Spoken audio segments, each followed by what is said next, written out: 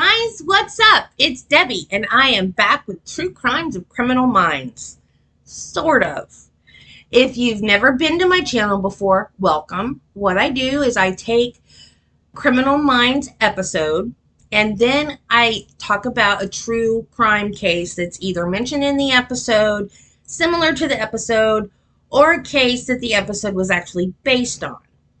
But today I'm doing something a little different because when I was researching for my last episode on the Unabomber, I came across something that I really wanted to learn more about.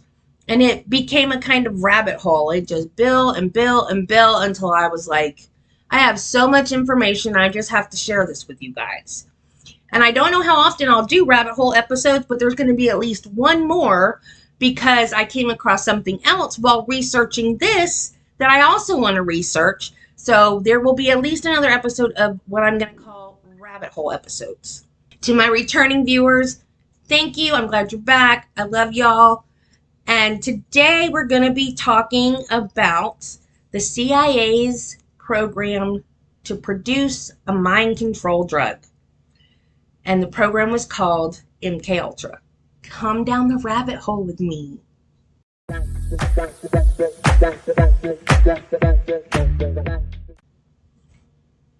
Did you know that the CIA had a program to cause mind control?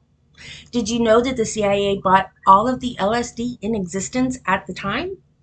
Did you know that Americans were part of the experiment and didn't even know it? I'm going to tell you all about it. And our own tax dollars funded this fiasco. Here's a quote from the newly appointed director of the CIA in 1953. In the past few years, we have become accustomed to hearing much about the battle for men's minds, the war of ideologies. I wonder, however, whether we clearly perceive the magnitude of the problem, whether we realize how sinister the battle for men's minds has become in Soviet hands. We might call it, in its new form, brain warfare. In the early years of the Cold War, the CIA was convinced that Russia had developed a mind control drug. They decided to make one of their own, because God forbid Russia have anything that we don't have. So in order to do this, they used LSD and other drugs combined with horrible acts against humanity, and they called it Project Bluebird. Not to be confused with Project Blue Book. That one's about UFOs. And I got really confused at first until I figured it out that Bluebird and Blue Book were two separate things. Now, Project Bluebird didn't have any scientists on board, so the new director, Alan Dulles, hired a man with a PhD in chemistry, Dr. Sidney Gottlieb, to head up the program. The project was then renamed Project Artichoke, which then became MKUltra. I don't understand the name changes, but that's what happened. Dr. Gottlieb was obsessed with making a mind control drug. He used hypnosis, morphine, LSD, mescaline, peyote, magic mushrooms, heroin, methamphetamine, and barbiturates. He would get people addicted to drugs like morphine and heroin and meth, and then he would take the drugs away to see what their withdrawal from the drugs were like. And all of this while under the influence of drugs, they were subjected to polygraphs, electric shocks, beating, SA, verbal abuse, among other forms of torture.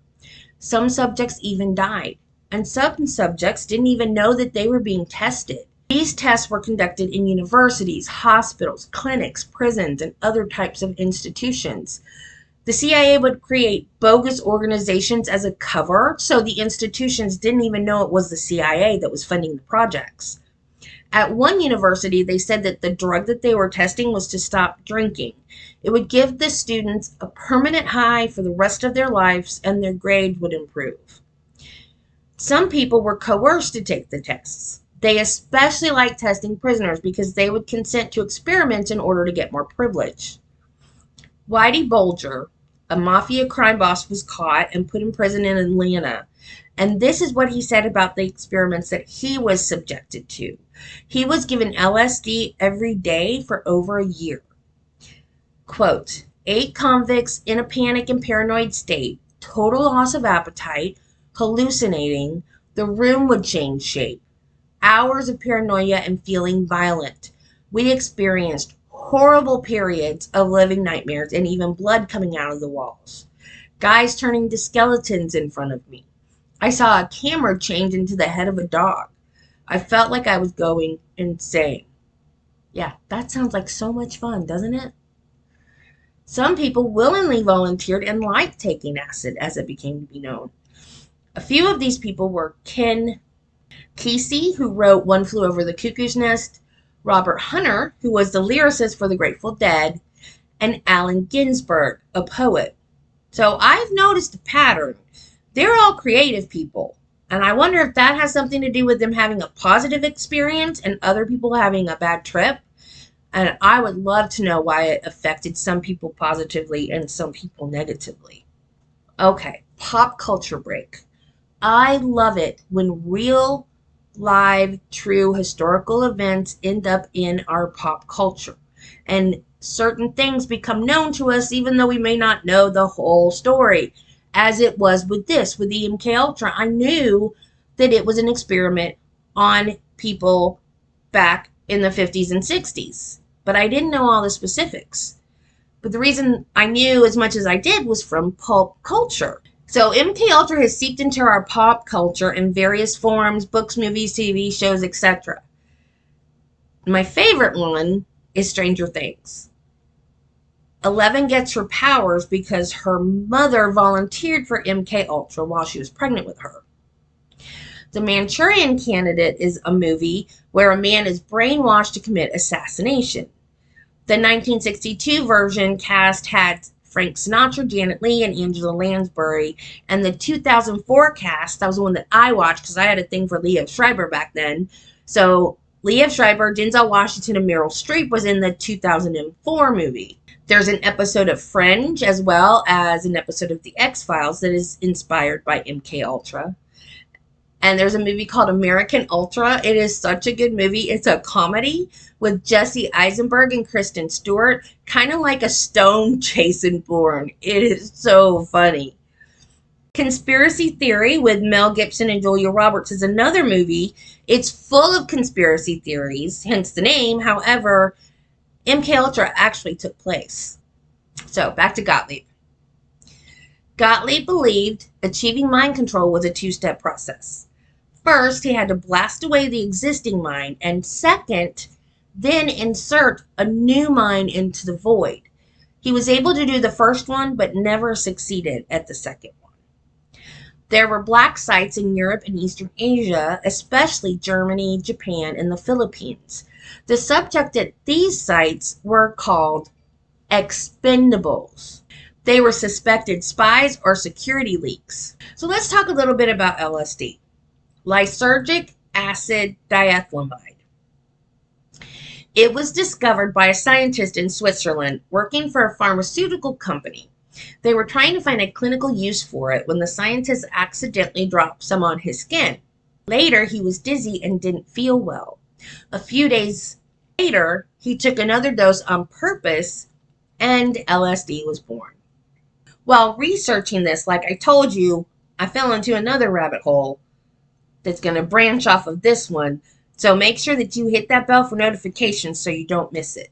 Dr. Gottlieb wanted to use LSD for his experiment, so he got the CIA to buy the world's supply of LSD for $240,000 with a promise to share their results with the pharmaceutical company Sandoz. The CIA did not keep their end of the bargain. The world's supply. The CIA bought the whole world's supply of LSD. That just blows my mind. One of the experiments under the umbrella of MK Ultra was Operation Midnight Climax. And yes, it is what it sounds like. The CIA rented apartments in New York City, and they hired George White to decorate the bedrooms. But George White was not an interior decorator. No. He worked for the Federal Bureau of Narcotics. He decorated the rooms with red curtains, Toulouse-Lautrec paintings, and pictures of French can-can girls. Everything in the room exuded glamour and sex. Every time I read the description of these rooms, it makes me think of Twin Peaks. Do you guys remember Twin Peaks? There was a gambling establishment that they used to go to. It's called One-Eyed Jack's. And there was red velvet everywhere.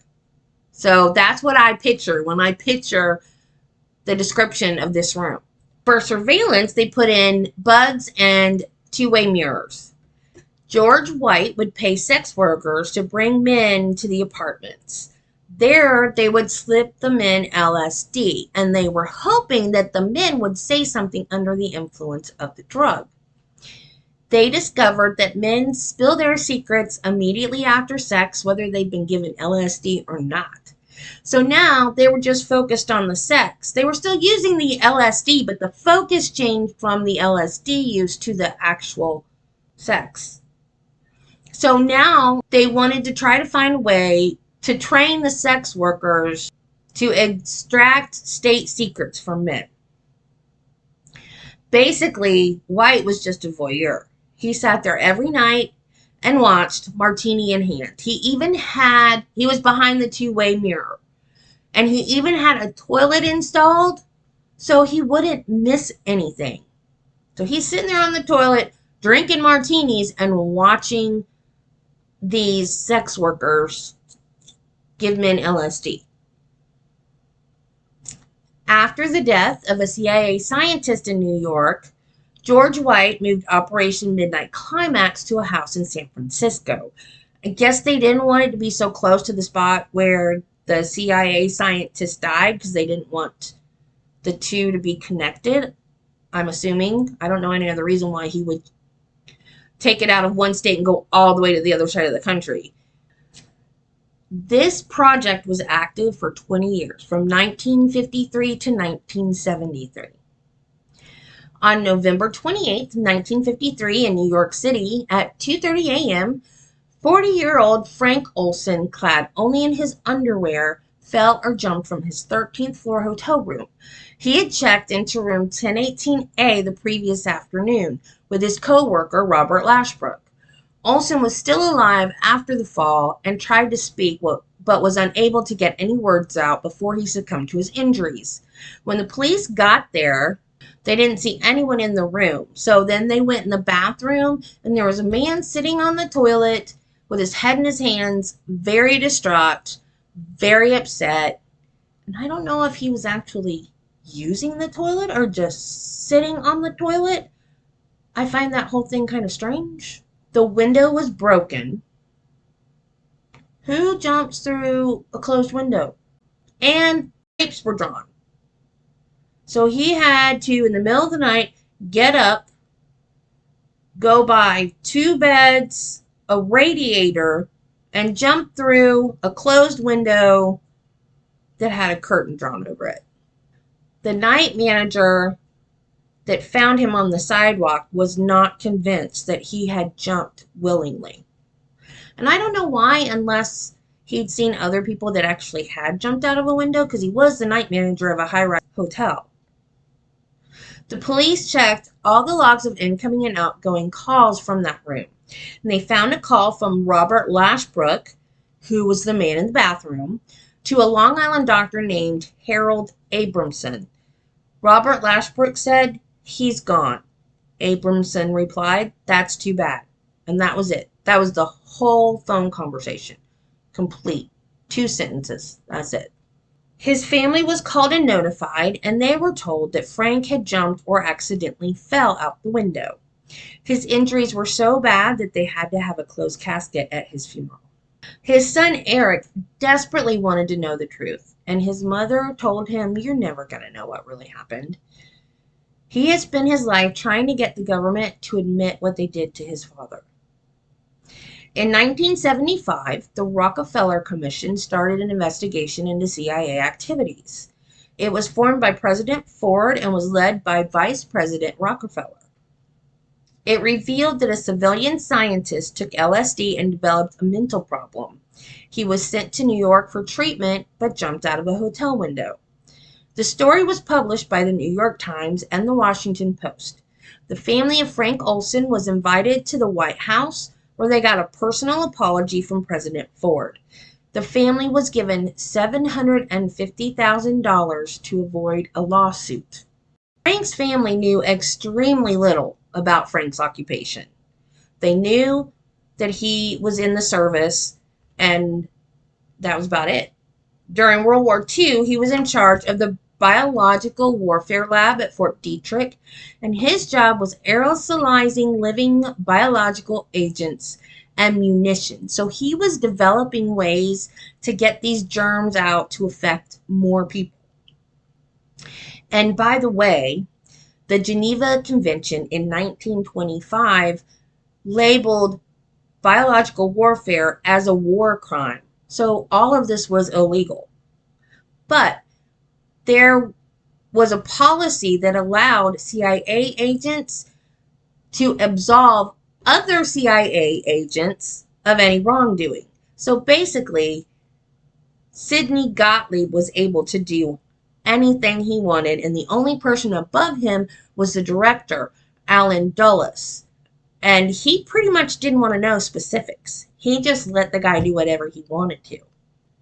So Frank was working on a dispersal system, and the CIA was part of the Army back then. So then they had Frank work with Operation Harness. Operation Harness, they were testing biological weapons on animals in the Caribbean. They were exposing them to anthrax, among other biological agents and germs. Then they put him on Operation Sea Spray, where bacteria was sprayed over the San Francisco Bay Area, and it was meant to test for vulnerability if a biological agent was used on America. I can't help but think there might have been a better way to do that. So after that test, there were more tests done on Plum Island off of Long Island Sound. That's where Fort Terry was. And it was used to test things that were too dangerous to test on the mainland, because they didn't want anyone to accidentally get infected with any of these bad biological agents. The island was only accessible by air or boat, so it was secret, and nobody was going to just accidentally come on to the property and get infected with some of the things that they were working with. Olsen developed some ways to hide biological warfare. He developed a canister that looked like a regular can of shaving cream that had a compartment inside to carry the biological agents. And if that sounds familiar, it's because it is if you've seen Jurassic Park. Because that's what we saw in Jurassic Park and thought it was pure fiction. Nope, our government actually developed that long before Jurassic Park was even thought of. By 1953, Frank Olson was having some doubts. I mean, wouldn't you? You're dosing your own American citizens with God knows what. Like, who wouldn't have some ethical issues with that? His workday consisted of experiments in germ warfare, mind control, interrogations, and torture. He accompanied Dr. Gottlieb to CIA black sites where he observed the experiments and saw what it was doing to people firsthand. He was one of 24 people that knew about MK Ultra. He stepped down from his position as Chief of Special Operations, claiming that it was too stressful and he was developing ulcers from it. So Frank Olson was invited to a men's retreat. He didn't want to go, but it was mandatory, even though it was invitation.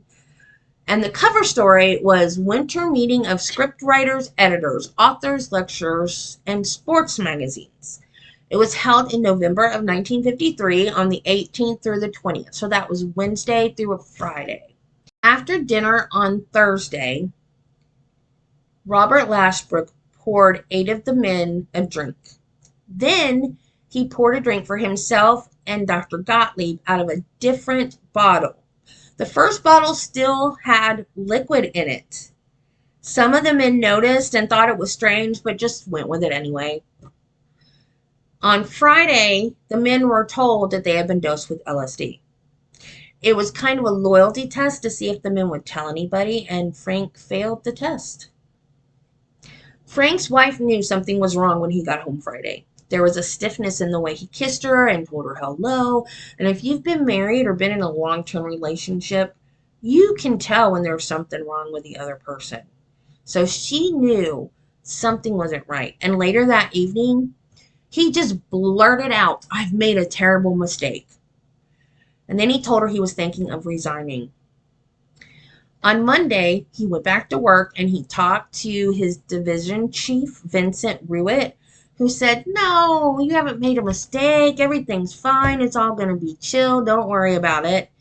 And then the next day, Ruitt and Lashbrook convinced Frank to go to New York to see a psychiatrist.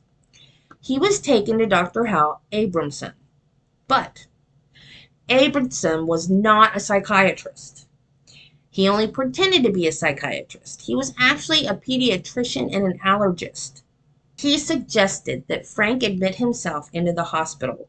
Frank readily agreed. He was like, "Yay, cool, I can chill, I can read some books I've been wanting to read, I can just relax and have a good time." But they couldn't admit him then because the hospital only took admissions in the morning. So he and Robert Lashbrook rented a room 1018A, at the Statler Hotel in New York City. I just realized something. Everything I've read said that he fell from the 13th floor, but the room is 1018. Shouldn't that be the 10th floor? Wow, that's strange. Frank talked to his wife on the phone and watched a little TV before going to bed. He planned to go to the hospital the next day, but that day never came because he was dead by 2:30 a.m. After he died, Dr. Abramson stated, I have trouble with that name, Abramson. I should be able to say that because I'm watching the Menendez brothers trials and one of the lawyers is Abramson. I don't know why I'm having such a hard time with that name. Anyway, Dr. Abramson stated that he had only had 3 sessions with him, but he believed that Frank was suffering from severe psychosis. Because, yeah, LSD will do that to you. The CIA covered up what really happened, and it took 20 years for the government to acknowledge the family and pay them off. I say pay them off. They say compensate for their loss. Whatever. Same thing. 20 years later, after the report from the Rockefeller Commission, Statler Hotel night manager Armand Pastor, who had been with Frank when he died, got in touch with Frank's widow and told her that he didn't think that he jumped or that it was an accident, and he would tell her anything she wanted to know about his last few minutes. But she didn't want to talk about it, and I can't say that I blame her. I wouldn't want to talk about it either. Frank's wife died in 1993, and his children wanted them to be buried together, so they had his body exhumed from Frederick Memorial Park. And they did this for 2 reasons. One, the reason they did want him to be buried next to their mother. So that was a real reason. But their secret reason, the reason that they weren't telling anybody, was they planned to have a second autopsy done. There was a man that was a law professor and a forensic professor, and he did the second autopsy, and his findings were so not surprising. They found no clefts on him, no cuts on him, and they found some blunt force trauma above his right eye. He landed on his back, so he did not injure the front of his head when he fell, because he fell on his back. And this man's autopsy findings were identical to what the 1953 Handbook of the CIA Study of Assassination called the perfect murder. The manual suggests that a fall from at least 75 feet after a blow to the temple with a blunt object was the most effective technique for carrying out a secret assassination. James Starrs, the man who did the second autopsy, said, I think Frank Olson was intentionally, deliberately, with malice aforethought, thrown out of the window.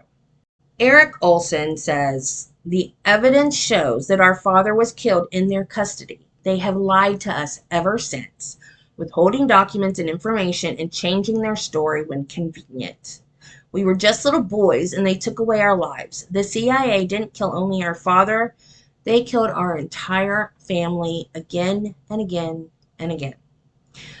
Frank's son, Eric and Nils, tried to sue the CIA for the cover-up in 2012, but the case was dismissed. Scary stuff, huh? I'm not a conspiracy theorist, but sometimes they get it right. And this program ended in 1973. Or did it? Will we ever know if it actually ended? It could still be going on right now. Nobody would have a clue. Shout out to the Y-Files and Bailey Sarian for providing some of this info. Check out the channels. They are fantastic. I love both of them to pieces. There's lots of books and websites on this subject. So many that I've lost track. And the CIA's website is really cool. So go check out the CIA's website too. So that's all I have today. Don't forget to like, subscribe, share, all the YouTube things, and I will see you down the next rabbit hole. Bye.